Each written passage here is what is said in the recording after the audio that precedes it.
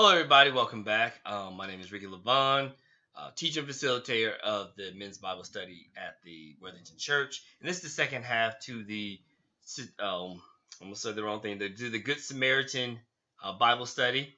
So hopefully, you've already looked at questions 1 through 8, and this was going to cover questions 9 through 15. So in question 9, it states, Jesus explained the answer by telling a famous parable on how to treat our neighbor and who they are. What happens at the beginning of the story? Now that's found in Luke chapter 10, verses 30 through 32. I'm going to read this for you. Luke chapter 10, verses 30 through 32 says, Jesus took up the question and said, a man was going down from Jerusalem to Jericho and fell into the hands of robbers. They stripped him, beat him up, and fled, leaving him half dead. A priest happened to be going down the road when he saw him. He passed by on the other side. In the same way, a Levite, when he arrived at the place and saw him, passed by on the other side. Basically, the initial part of the answer is that the priest and the Levite both saw this person who had just went through a terrible situation. He was on his way from one place to another, and the road is kind of windy, and it's dangerous. But the man initially gets beat up, tossed to the side. He's hurt, he's wounded, he's been robbed. A priest sees the person, looks over, and is like, I don't want no parts of that. The Levite looks over, like, same thing. I don't want any parts of that either. And now, some parts of it could have been that they could have looked over and they could have thought, well, if I go over there, what if the same people come after me? Or maybe they were just busy thinking, well, I need to do something else. I got somewhere I need to be. There's all kind of things that could have happened. So, that's the initial part. Jesus basically starts off the parable stating there was some high-ranking leadership in the church who looks over, sees someone who's in trouble, and decided not to help. Now, of course, when Jesus did this particular parable, he probably wasn't just coming out of nowhere. There was probably actually a story that was going on during that time that many of the people would have been familiar with. So that's question 9. Question 10 even talks about that the priests and Levi were key figures in the church at the time. What was Jesus saying about their behavior towards those in need, and how can this apply to our current time? It's more of a personal question, but one thing, of course, we can definitely think about from that is that the Lord's basically saying, listen, there are people, and Jesus was talking to the man who was a lawyer who was in church, and he's like, there are people who are in church who might speak the good speak and say great things, know the word of God, does awesome service and a bunch of other stuff. But when someone's in need, they're not there to be able to help. So that's the initial part of this particular talk of his particular parable. And the reason why I think the Lord also called out these particular two individuals is that he didn't call out someone who could not have helped the person. It's not like the Lord didn't call out someone who they themselves wouldn't have been able to do anything for this person. Instead, it was these are two people who, whether it's through means, through the ability, through strength, somehow or the other, they actually have the ability to help, but they chose not to. So, question 11 says, who helped the stranger, and what did he do? Verse 33 states, let me just find it, but a Samaritan on his journey came up to him, and when he saw the man, he had compassion. Something key to remember. He went over to him and bandaged his wounds, pouring on olive oil and wine. Then he put him on his own animal, brought him to an inn, and took care of him. The next day he took out 2 denarii, gave them to the innkeeper, and said, take care of him. When I come back, I'll reimburse you for whatever extra you spend. So what did the last man do, the Samaritan? Well, he took care of his wounds right there at the time. I'm sure that had to take up some time. That was dangerous because he also could have been putting himself in danger to whoever did the robbery, to the guy. That could have also happened to him. Not only that, but then he also put the man on his animal, which means he had to walk. He was letting the man take over his ride.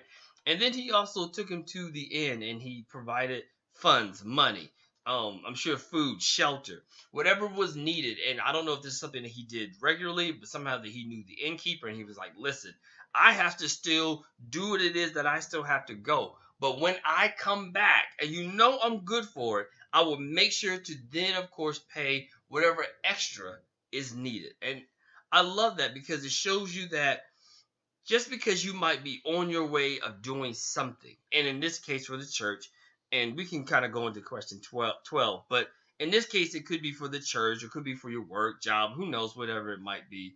Just because you're doing something doesn't mean that if you're able to help someone else on the way, doesn't mean that we don't help that person out just because, well, I got something more important to do. No, sometimes the Lord puts those people in our path because it's like there's someone else who is in need. Will you stop? Take the time to be able to help them. Question 12 talks about the last person in the story was someone on the outside of the church. It does say how Samaritans did have a belief, but it was different. But they were treated like outsiders to the Israelites. And it says, what does it say about the behavior towards those in need, and also how can this apply to now? The one thing that we can learn now is that just because someone may not be in the church or share the same denomination or be in the same even belief system as us, doesn't mean that there's not a lot of people out there who's doing great work to help those in need. And this is something that we have to also be able to understand and have a knowledge of and take care of and take note to be able to say, listen, I can learn from someone else. Just because they may not be in the church, if they're still providing a service, whether it's through Meals on Wheels, doing marches, and I mean marches for like cancer research or anything of that nature, or doing things for diabetes, or trying to help out people who might have been abused, or doing so many other things, whatever it might be. It's like, hey, listen, I can learn from them. The Samaritan gave up time, effort, finances, so much just to be able to help out a stranger. Question 13 says, what question does Jesus propose after the story, and what is the response of the lawyer? I really do want to read this one because this is the lawyer speaking now after hearing Jesus' parable. He says, which of these three do you think proved to be a neighbor to the man who fell into the hands of the robbers? So this is the Lord. Gives the parable, tells him. So once again, what do you think is going on? And the man says, the one who showed mercy to him. He said, then Jesus told him, go and do the same. You want to know who your neighbor is? It's the person who, when they're in need, you show mercy. Even earlier it talks about how the Samaritan had compassion. That is a trait that we really do have to learn and be able to ask God for on a daily basis. Saying, Lord, how can I possibly have compassion? How can I possibly show mercy? Whether it's to a friend, family member, co-worker, student, or even strangers. And when the Lord provides that opportunity to just go ahead and take it. Question 14 says, Jesus gives a call to be like the Samaritan, obviously. How can we fulfill that on a personal level and a corporate level? And I mean by corporate, I mean by a church level. On a church level, oftentimes it's the programs or the services that we might provide to the community. There's so many different things that the churches can do. Learn whatever your community is in need of, and then try to be the means to help educate in that, to help provide that service, or to do something of that nature.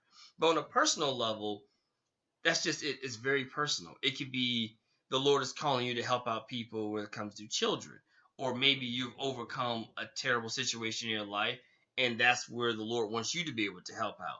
Or it could be in the health industry. It could be in some other means or fashion. There's so much that what you have to learn is, what is it, Lord? What do you want me to do? Where can I be a good Samaritan to someone, and who is my neighbor? Question 15 says, how would the world change if we took on the character and actions of the Good Samaritan? Well, that's quite obvious. This world would be such a loving place. You would have a change, a very positive change that would really do an amazing thing in this world. Like I said, we're going through some serious stuff in general, all around the world. And it would really be nice if we say, hey, let's try to have more Good Samaritans, better people, to be able to have that effort, to be able to show others that is only through love. And remember, this all stems from the beginning. Loving God and then treating each other as myself or as ourselves. So that is the Bible study on the Good Samaritan. I hope you really do enjoy that. The link for this particular lesson, of course, will be in the description below. Let me know what you thought. Pass it on to others, and let's really try to make this world a much better place. But it all starts with each and every one of us. We just have to figure out, in what level can I be a good Samaritan to someone? And who has God placed in my life to be my neighbor? Thanks, and be blessed.